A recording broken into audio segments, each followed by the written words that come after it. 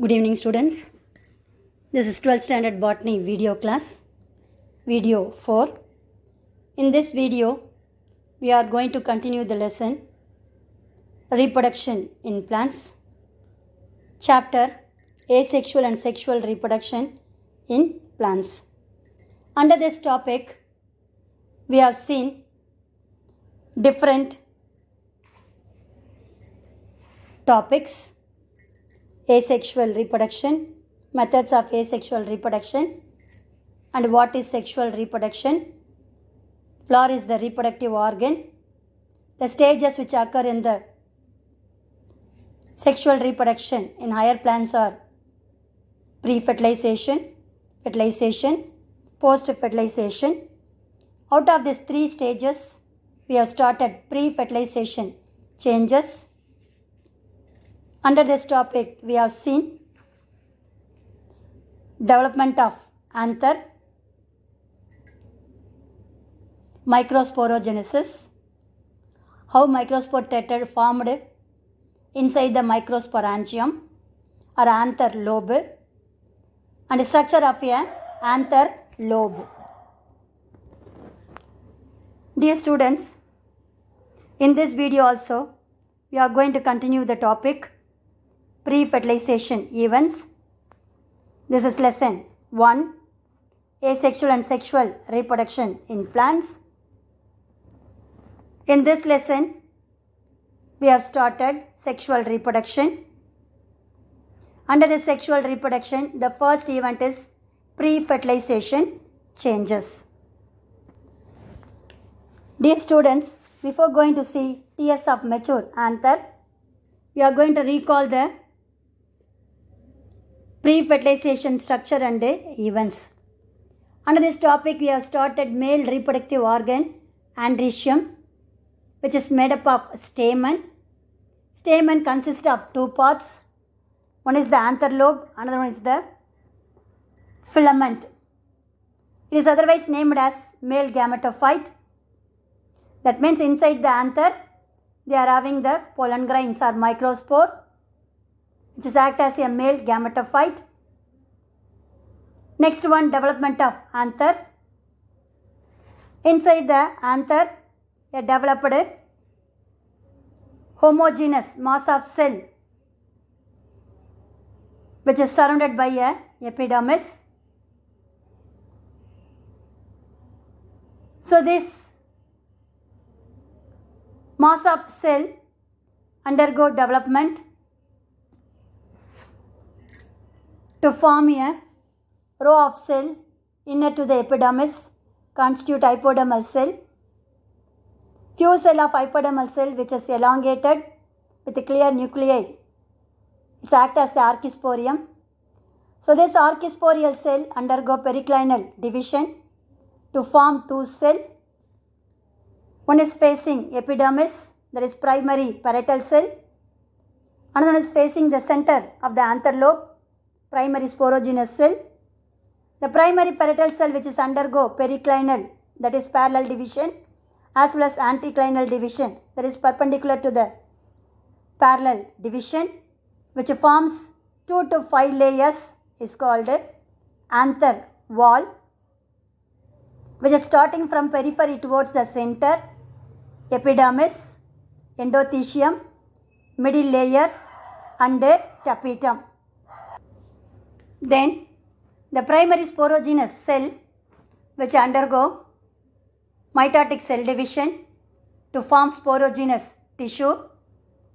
The last generation of sporogenous tissue undergo meiotic cell division to form the microspore mother cell. This microspore mother cell once again undergo meiotic cell division to form a 4 haploid microspore which is different in shape. So this microspore which is present in the microsporangium, which consists of 4 lobes. So now we are going to see the mature anther. TS of mature anther. Dear students, the anther, mature anther consists of anther cavity at the center, surrounded by anther wall. So anther wall which consists of epidermis, endothelium, middle layer, tapetum. So that is said to be the anther wall. Each anther, mature anther, consists of two theca, that is bilobed anther. This one you already studied in 11th standard. Bilobed means it consists of two lobes. Chamber or cavity, that is said to be ditheca. Theca means chamber or a locule. So this is the bilobed anther that is named as ditheca or two theca. Each theca which are having the two sporangium. So this mature anther is tetrasporangiate. It consists of spore sporangium. So each lobe which are consist of a sporangium. So this is said to be tetrasporangiate type of anther. Now we are going to see detailed study of mature anther. First one, anther wall. The mature anther wall consists of outermost layer is called epidermis. Inner to the epidermis is named as endothelium. Inner to the endothelium, which is middle layer. Then innermost layer of the anther wall is called tapetum. First one, epidermis. So this one already seen in the previous diagram and also previous video. The outermost layer, which is made up of single layer, protective in function, is called epidermis. The cells which is undergo repeated anticlinal division to cope up, join with the rapidly enlarging internal tissues. That means they are connected with the cells which is present inner to the epidermis. So how these inner cells are formed? By the anticlinal division of outermost layer is called epidermis, which is single layer, undergo repeated division, protective in function, anticlinal division. Anticlinal means perpendicular to each other, that is said to be anticlinal division, to connected with rapidly enlarging internal tissues, that is the epidermis. Another one, endothelium. This is inner to the epidermis region. The cell is single layer and also the shape is radially elongated, found below the epidermis region. Each cell, the inner tangential wall, develops bands, that is thick radial walls made up of alpha cellulose. Sometimes it contains lignin. So the inner tangential wall of the endothelial cell contains band, that means a dark color band patta mari irukum, which consists of alpha cellulose. Sometimes it consists of lignin. These cells are hygroscopic, that means it absorbs large amount of water. It allows water molecules to move in and out of the cell, that is said to be hygroscopic. Some of the aquatic plants and the saprophytic plants. What is saprophyte? Plants which is living on the dead and decayed matter is called saprophytes. Another one is the cleistogamous flowers. So what is cleistogamous flowers? So cleistogamous flowers are the different types of flowers. The flowers does not open and also not exposing the sex organs, but they are doing the pollination process. That type of flowers are called cleistogamous flowers. What is cleistogamous flowers? the flower is not opening and also not exposing their sex organs. There is androecium and gynoecium, but pollination is taken place. That is transfer of pollen grains. That type of process is called, or flowers is called, clistogamous flowers or clistogamy. And extreme parasite, that means some kinds of parasites, the endothecium is different from others. So what is the difference? It is totally absent. Most probably all the plants, they are having the endothecium inner to the epidermis. The cells are elongated, radially thickened, are having the bands. There is inner tangential wall, contains alpha cellulose or sometimes lignin. They are absorbing water content, that is hygroscopic. But this endothecium is absent in some of the plants, that is some aquatic plants, water plants, saprophytes, dead and decayed matter of a plants, clistogamous flower and extreme parasite. At the same time, each endothecium layer which is present in the each lobe are two sporangia. Each lobe are between the two sporangia. The dark band-like thickenings is absent. The dark band-like thickening is absent. That region is called stomium. What is stomium is the important 2-mark question. Write a short notes on endothecium is also book back question. We will learn later. So before that, we are going to see what is stomium. That means the cells along the junction of a two sporangia, that means where the two sporangial spores are meeting. In that meeting point, they don't have any band-like thickenings. There is absence of alpha cellulose or lignin. That is called a stomium. So this stomium is also hygroscopic in nature. It is absorbing water, which helps in the dehiscence of anther at maturity. Anther nalla mature ஆயிடுச்சுனா அந்த டைமில் it will be break, dehiscence and liberate the pollen grains outside with the help of the region is called stomium, which is present at the joining of the anther lobe or two sporangia. The thickening is absent. That is called stomium, which is responsible for dehiscence of anther. That is called endothecium. Dear students, see the diagram. I told you to draw the diagram in your classwork. It's very, very important diagram for practical as well as the theory oriented diagram. So please kindly practice the diagram at home without seeing. See, this is the two theca anther or dithecous anther, which contains 4 sporangia. Each lobe, right side over lobe, left side over lobe, having the 2 partition, that is said to be 2 sporangia.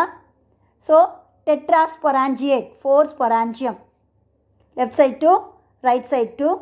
The outermost layer, which is single, is called epidermis. From this epidermis only the inner layer cells are formed. Inner to the epidermis, the elongated cells is called endothecium. The inner tangential wall is thickening. This endothecium is hygroscopic.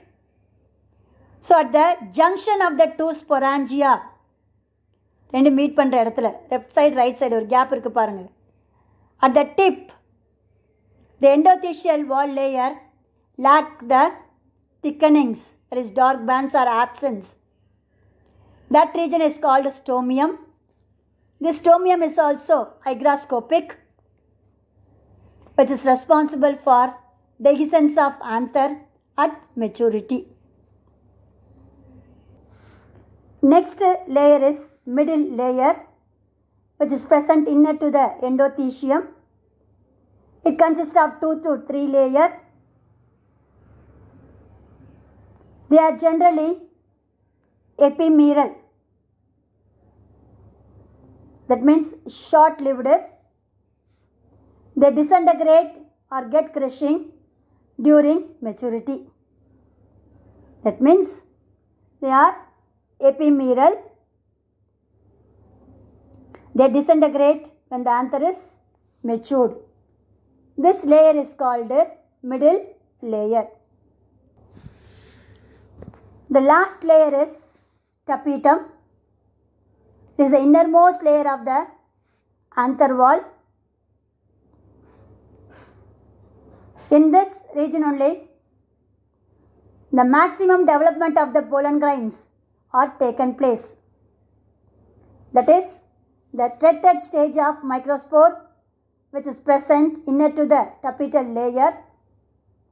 That process is called microsporogenesis. Once again, I recall microsporogenesis, the stages involved in the formation of haploid microspore from diploid microspore mother cell is called microsporogenesis. So, the innermost layer of the anther wall attains the maximum development at the tetrad stage of microsporogenesis. So, this tapetum origin is dual in nature. ரெண்டு விதமாக origin எப்படி உருவாகுதுன்னு பாருங்க. One reasonable question is there. Why tapetum origin is dual in nature? Give reason is the reasonable question. The tapetum is partly derived from peripheral wall layer. Peripheral wall layer means the outermost layer, margin layer. Margin layer is what is that one? Epidermis. That is said to be a peripheral wall layer, and partly from the connective tissue. That means at the center, that means anther lobe or anther locule or theca or a chamber, which are made up of with connective tissue. From this connective tissue onwards, the tapetum may be developed, or it may be developed from the peripheral wall layer. So that is the origin of tapetum, which is dual in nature. What is the function of tapetum? They are giving food material for the developing sporogenous tissue. That means in inner side of the locule only they are producing the sporogenous tissue, microspore mother cell and microspore. So sporogenous mother cell, sporogenous tissue, microspore mother cell and microspore, they are getting food material from the tapetum. The cell of the tapetum may remain uninucleate, that is it consists of only one, each cell which consists of only one nucleus. Sometimes they are having more than one nucleus. That condition is called polyploidy tapetum.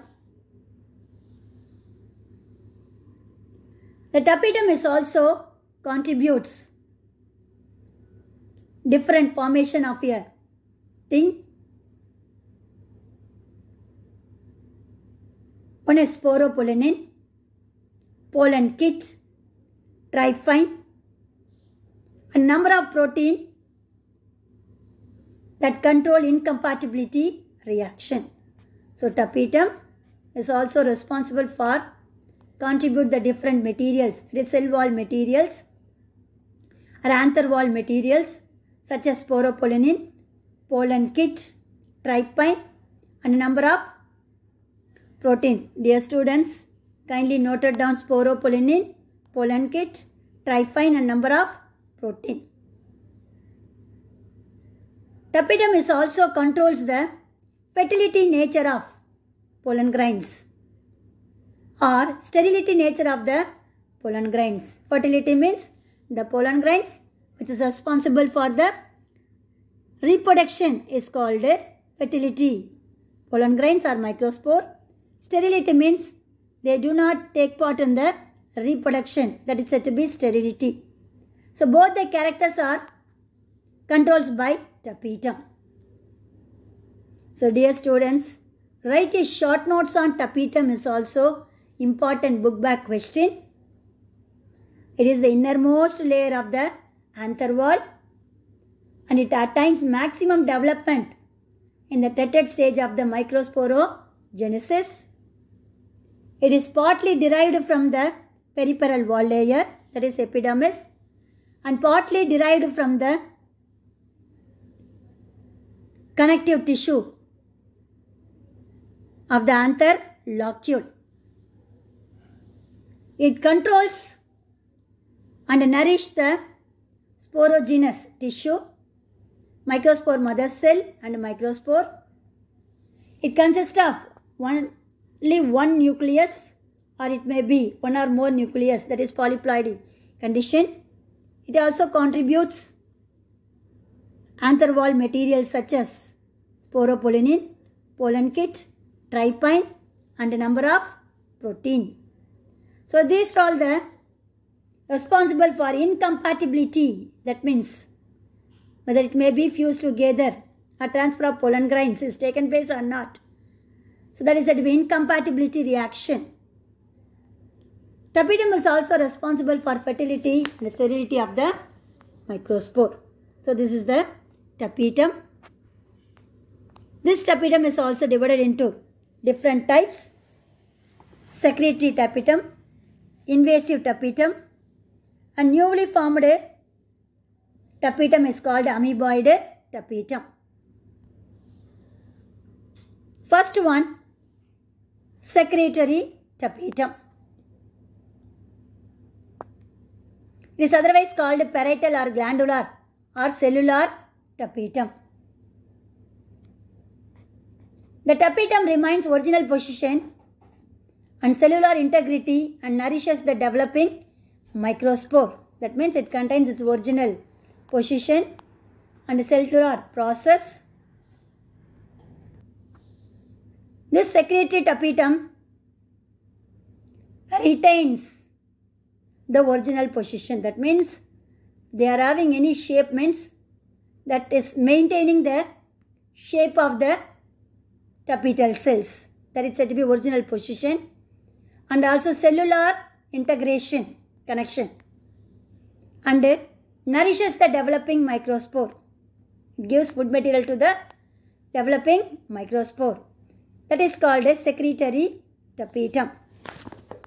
Another one, invasive tapetum. This is otherwise named as periplasmodial tapetum. Here, the shape of the cell may be loose. That means they are not maintaining their original position. It will be taken place either in the tangential kurukku wall, and also radial, that means radius. They are losing their position. That is said to be invasive tapetum. So due to the looseness of the cells, the tangential wall and the radial wall and the protoplasm of all tapetal cells are coalesces, that means mixed together to form a periplasmodium. So that is said to be invasive tapetum or periplasmodial tapetum. What will happen? They lose their position, original position. So the inner tangential and radial walls are mixed with the plasmodium to form a periplasmodial structure. That type of tapetum is called invasive or periplasmodial tapetum. First one, secretory. They retain their original position and also cellular integrity, that means movement of cells, and also nourishes the developing microspore. So they are otherwise named as parietal, glandular or cellular type of tapetum. Another one is the newly formed tapetum is called amoeboid tapetum, which is given in the do you know paragraph. Before going to see the functions of tapetum, we are going to see the newly invented tapetum, that is amoeboid tapetum. Dear students, most of the botanists speak about the third type of tapetum is called amoeboid, where the cell wall is not lost. The cell which is protrude means it grows towards into the anther cavity through an amoeboid movement. That means the cell which is moving inner to the anther cavity in the form of amoeboid movement. So this type of tapetum, which is often responsible to the male sterility, that means sterility of the pollen grains, and also this tapetum should not confused with the periplasmodial type. It is somewhat different from the periplasmodial type or invasive tapetum. Here the cell wall is not lost, not destroyed, but it protrude, grow towards the center like a movement of amoeba. So this type of tapetum is called amoeboid tapetum, which is responsible for the sterility nature of pollen grains, that is male sterility. And this tapetum should not be confused with the periplasmodial tapetum, that is totally different from the amoeboid tapetum. So this is the newly formed third type of tapetum. Dear students, write a short notes on tapetum and its type in a detailed manner. So this is the book back question. Kindly note it down in your textbook. Next, we are going to see the functions of tapetum. That is also important. 3 mark and 5 mark question and book back question. Functions of a tapetum. So first of all, what I told you, the main functions of tapetum: giving food material to the sporogenous tissue, microspore mother cell and microspore. That's why they given first function is it supplies nutrition to the developing microspore. Supplies nutrition means food material. Next one, it contributes the cell wall material. What is that one? Sporopollenin, pollen kit, tryphin and number of proteins, isn't it?